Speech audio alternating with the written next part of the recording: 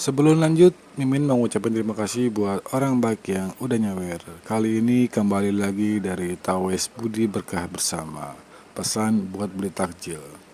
Buat orang baik yang udah nyawer, Mimin mau ngucapin terima kasih banyak. Semoga semakin bertambah rezekinya, panjang umur, dan sehat selalu.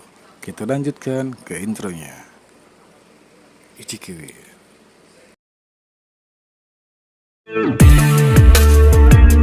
Kembali lagi bersama channel kita semua. Jika Anda suka, jangan lupa komen, like dan subscribe, share juga bila Anda berkenan. Selamat membaca dan mendengarkan. Perintah Kaisar Naga, Bab 3765-3767. Dini hari berikutnya, penguasa istana memanggil lebih dari 10 orang suci dan menunggu Dev. Dev keluar ruangan perlahan, dengan ekspresi lelah di wajahnya. Tuan Chen, apakah Anda tidak istirahat dengan baik? Pemilik istana melihat ini dan bertanya. Tidak buruk. Dev tersenyum ringan. Tadi malam, dia menghabiskan sepanjang malam memikirkan semua wanitanya, yang mana cinta sejatinya. Kamu bisa berangkat sekarang. Seharusnya tidak ada bahaya di sepanjang jalan. Yalena dan murid luar serta para biksu yang telah lulus ujian sudah berangkat kemarin. Saya meminta mereka untuk meninggalkan tanda di sepanjang jalan. Anda hanya perlu mengikuti tandanya. Ikuti saja tanda-tandanya dan tidak akan banyak bahaya. Kata pemilik istana kepada Dev. Dev mengangguk, dia tahu bahwa murid-murid luar itu hanyalah umpan meriam, garda terdepan yang membuka jalan. Namun tidak ada yang bisa kita lakukan, perkembangan suatu sekte selalu membutuhkan pengorbanan. Setelah mengucapkan selamat tinggal kepada kepala istana, Dev berangkat bersama Lucy dan yang lainnya. Mereka telah mencapai titik paling selatan di wilayah selatan. Tapi arah awal Dev dan yang lainnya berlanjut ke selatan. Batas dunia surga dan manusia yang kacau balau terlihat, apakah wilayah kutub sedang kacau? Tuan Chen, istana Guanghan kita bukanlah titik paling selatan. Masih ada ribuan mil dari sini menuju perbatasan kekacauan. Lucy mengikuti Dev dan berkata. Seperti kata pepatah, inilah artinya menjadi kuda mati di Gunung Raja. Kelihatannya sangat dekat, namun nyatanya masih jauh. Karena orang telah membuka jalan di depan mereka, Dev dan yang lainnya bisa berjalan sangat cepat dan santai. Saat ini, di sebuah bukit tidak jauh dari istana Guanghan, semua orang dari keluargamu berkumpul di sini. Nona, orang-orang dari istana Guanghan sudah pergi. Yosemite melapor ke Bibi Kelsey. Baiklah, silakan saja. Jangan melakukan apapun di jalan. Ini saat yang tepat untuk menggunakan orang-orang seperti istana Guanghan untuk bertarung di garis depan dan mengambil tindakan ketika Anda mencapai tujuan. Jadilah cerdas, jangan ceroboh, dan jangan biarkan siapapun hidup, jika tidak istana Guanghan akan menangkapmu. Bibi Kelsey berkata dengan dingin. Dimengerti, wanita tertua. Yosemite mengangguk, lalu melambaikan tangannya dan pergi bersama semua orang dari keluargamu. Ketika semua orang dari keluargamu menuju lebih jauh, mereka berada ratusan mil. Ada juga beberapa kelompok orang yang pergi menuju ke daerah kutub.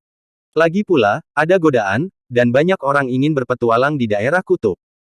Di antara orang-orang ini, salah satu dari mereka mengenakan jubah hitam aneh dengan monster binatang bersulam gigi dan cakar di atasnya.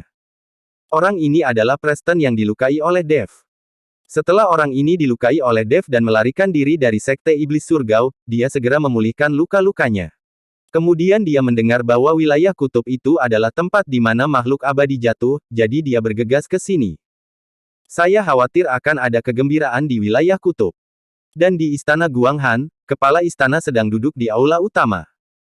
Tuan istana, keluargamu sudah berangkat, dan ada juga tim dari beberapa keluarga menuju wilayah kutub. Ada juga banyak petani biasa, jumlah mereka tidak kurang dari 100. Seorang murid istana Guanghan melaporkan. Iya. Tuan istana melambaikan tangannya dan meminta muridnya turun. Tuan istana, berita bahwa sumber daya ditemukan di daerah kutub adalah tempat di mana makhluk abadi jatuh, mengapa Anda ingin menyebarkannya? Kita secara terbuka mempromosikannya di kota Nanjing. Meskipun menarik banyak biksu untuk mendaftar, akan ada banyak orang yang bersaing untuk mendapatkan sumber daya dengan puluhan ribu koin roh. Seorang murid di sebelah kepala istana bertanya dengan sangat bingung. Tetapi kepala istana tersenyum tipis, izinkan saya bertanya, membandingkan kekuatan istana Guanghan kita dengan keluargamu, siapa yang lebih kuat? Murid istana Guanghan tertegun, lalu menggelengkan kepalanya, saya tidak tahu. Kepala istana tahu bahwa murid ini tidak berani mengatakan apa-apa, jadi dia berkata, Istana Guanghan kita baru saja didirikan kembali, dan kekuatan murid di Istana Guanghan kita masih terlalu rendah, jadi tidak ada cara untuk melawan keluargamu. Alasan saya menyebarkan berita ini adalah untuk menimbulkan kekacauan di wilayah kutub. Hanya dengan cara inilah kita dapat memiliki kesempatan untuk memanfaatkan kekacauan tersebut. Setelah pemilik istana selesai berbicara, dia sedikit mengangkat sudut mulutnya dan tersenyum. Dev saat ini sedang dalam perjalanan ke daerah kutub dengan selusin orang suci. Dia tidak tahu bahwa akan ada begitu banyak orang yang datang ke daerah kutub. Itu adalah perjalanan yang mudah, dan mereka semakin dekat ke kutub. Berhenti. Tiba-tiba, Dev, yang berjalan di depan, mengerutkan kening. Tuan Chen, ada apa? Lucy melangkah maju dan bertanya dengan bingung. Jalan ini telah dilalui oleh orang sebelumnya, jadi seharusnya tidak ada bahaya. Dia tidak tahu mengapa Dev berhenti. Apakah kamu mencium bau darah? Dev bertanya. Lucy menggelengkan kepalanya, tidak. Para orang suci lainnya juga menggelengkan kepala, tidak ada yang mencium bau darah. Dev menutup matanya sedikit, dan kesadarannya langsung menyebar. Dalam sekejap, segala sesuatu dalam jarak beberapa mil ditutupi oleh kesadaran ilahi. Tapi tidak ada bahaya, begitu pula keberadaan makhluk hidup apapun. Aneh, aku merasa udaranya dipenuhi bau darah. Kenapa tidak ada apa-apa? Dev mengerutkan kening dan melihat sekeliling. Tuan Chen, seharusnya tidak ada yang salah. Lagi pula, beberapa orang sudah menjelajahi jalan ini kemarin. Kata Lucy. Mungkin aku terlalu sensitif. Kalian semua, harap menjaga perimeter dan tetap waspada. Setelah Dev selesai berbicara, dia berjalan ke depan lagi. Semua orang suci mengikuti pengaturan Dev, menjaga perimeter satu persatu, dan meningkatkan kewaspadaan mereka. Setelah berjalan beberapa mil ke depan, seorang suci tiba-tiba berteriak. Aduh! Seorang gadis suci jatuh ke salju, dan kemudian berkata dengan marah, siapa yang membuatku tersandung? Mata semua orang terfokus pada kaki gadis suci itu, dan terlihat tangan yang kaku yang tersingkap dari salju. Melihat pemandangan ini, hati semua orang tiba-tiba menegang, dan Dev bahkan melompat dan mendarat di samping orang suci itu. Segera setelah Dev menamparkan telapak tangannya, gelombang panas menyapu dan salju langsung mencair. Setelah terus meleleh, tubuh seorang wanita terungkap. Ini adalah murid luar istana Guanghan kita. Seorang gadis suci berseru kaget ketika dia melihat tubuh wanita itu. Dev memandangi mayat wanita itu yang kaku dan bekas luka di tubuhnya, terlihat jelas bahwa dia tewas karena serangan. Apa yang terjadi? Lucy bertanya dengan cemberut. Dev tidak berbicara, tetapi melihat sekeliling sambil berpikir, dan kemudian aura di tubuhnya meledak, dan angin kencang tiba-tiba menyapu. Salju di sekitarnya tertiup ke seluruh langit oleh angin kencang. Segera, salju terhempas, dan mayat-mayat yang membeku terlihat. Mayat-mayat tergeletak berantakan.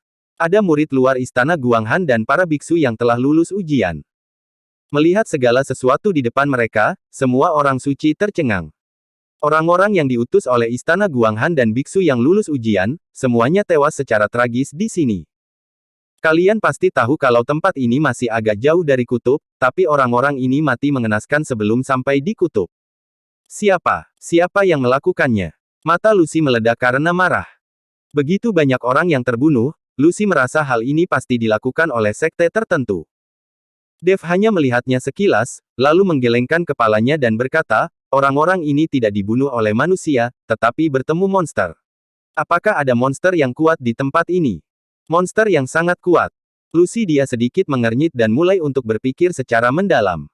Saudari Lucy, bukankah ada binatang awan melangkah salju di daerah kita? Seorang gadis suci tiba-tiba berkata. Aku sudah lama tidak melihat binatang awan melangkah salju. Bukankah dia sudah punah? Lucy berkata dengan bingung. Apa itu binatang awan melangkah salju? Dev tidak tahu banyak tentang monster di daerah ini. Itu adalah monster-monster yang mirip dengan citah. Ia bergerak sangat cepat dan berukuran besar. Ia berlari di atas salju seolah-olah sedang terbang di atas awan. Jadi orang-orang di daerah ini menyebutnya sebagai binatang yang menunggangi awan salju, tapi monster semacam ini yang belum pernah kudengar lagi selama bertahun-tahun. Lucy menjelaskan kepada Dev. Setelah mendengar ini, Dev terdiam sesaat. Kemudian dia melambaikan tangannya dan berkata, ayo cepat lewat sini. Tidak ada yang diizinkan menyentuh mayat di sini. Kata-kata Dev membuat orang-orang suci ini sedikit gugup, tapi mereka semua mendengarkan Dev. Tapi saat Dev dan yang lainnya maju beberapa langkah, tanah tiba-tiba bergetar. Dari pegunungan yang tertutup salju tidak jauh di depan, saya melihat garis-garis salju dan kabut membubung ke langit, dan 5 monster-monster bergegas ke arah saya dengan kecepatan yang sangat cepat. Monster-monster ini sangat cepat, dan salju di bawah kaki mereka berubah menjadi garis-garis kabut salju, yang benar-benar seperti awan yang membumbung tinggi dan kabut yang bergerak. Binatang awan melangkah salju, itu benar-benar binatang awan yang melangkah salju, kita dalam masalah sekarang. Wajah Lucy berubah menjadi cemas saat melihat ini. Wajah para orang suci lainnya juga pucat, dan pedang es langsung terbentuk di tangan mereka. Mereka bahkan belum mencapai titik ekstrim wilayah kutub, tetapi mereka sudah bertemu dengan monster yang sangat kuat. Sungguh sial. Kelima monster-monster itu tiba di depan Dev dan yang lainnya dalam sekejap. Monster-monster ini berukuran sangat besar, masing-masing seperti bukit kecil. Tubuh mereka ditutupi salju tebal, bersembunyi dari deteksi kesadaran ilahi. Pantas saja kesadaran Dev tidak dapat mendeteksi makhluk hidup apapun sekarang, dia juga tidak bisa mendeteksi mayat-mayat ini. Mayat-mayat ini tertutup salju tebal dan tidak dapat dideteksi sama sekali. 5 binatang awan yang melompati salju dipenuhi dengan udara sedingin es, dan kabut yang disemprotkan dari lubang hidung mereka dengan cepat mengembun. Terlebih lagi, monster-monster ini memiliki bulu tebal di tubuhnya, dan bulunya tertutup embun beku, membentuk lapisan baju besi. Salah satu pemimpin binatang awan melangkah salju, menatap ke arah kerumunan dengan mata tajam, dan meraung dari mulutnya, seolah dia sedang memprovokasi. Tuan Chen, apa yang harus kita lakukan? Lucy sedikit bingung. Meski jumlahnya tidak banyak, binatang awan melangkah salju terlalu kuat. Seekor binatang awan yang melangkah salju di alam kesengsaraan transendensi tingkat 8, dan 4 ekor binatang awan yang melangkah salju di alam kesengsaraan transendensi tingkat ke-7, barisan ini terlalu keterlaluan. Serahkan pemimpin binatang awan yang melangkah salju itu padaku, dan 4 sisanya, Anda dapat melawannya dengan cara kalian. Dengan selusin dari kalian, seharusnya tidak menjadi masalah besar untuk menghadapi 4 monster kelas 7 di alam kesengsaraan transendensi. Dev memandang Lucy dan bertanya. Baiklah, ayo lakukan yang terbaik. Lucy mengangguk, tapi sepertinya tidak terlalu percaya diri. Lagi pula, binatang awan melangkah salju semacam ini dikatakan cukup sulit untuk menghadapinya, dan mereka tidak tahu bagaimana menghadapinya sama sekali. Mereka belum pernah menghadapinya sebelumnya. Dev tiba-tiba terbang, dan kemudian menghantam ke arah binatang awan yang melangkah salju. Binatang awan yang melangkah salju meraung, tanah bergetar, retakan muncul satu demi satu, dan suara yang memekakkan telinga membuat kehampaan terdistorsi. Aku sudah bilang padamu untuk berteriak.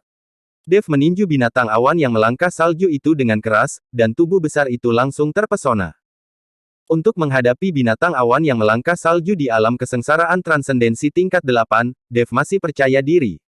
Meskipun itu tidak dapat dibunuh secara instan, monster ini mungkin tidak dapat menahan beberapa gerakan. Sekarang Dev telah mencapai alam kesengsaraan transendensi tingkat ketiga, dan baru saja menyadari asal-usul waktu.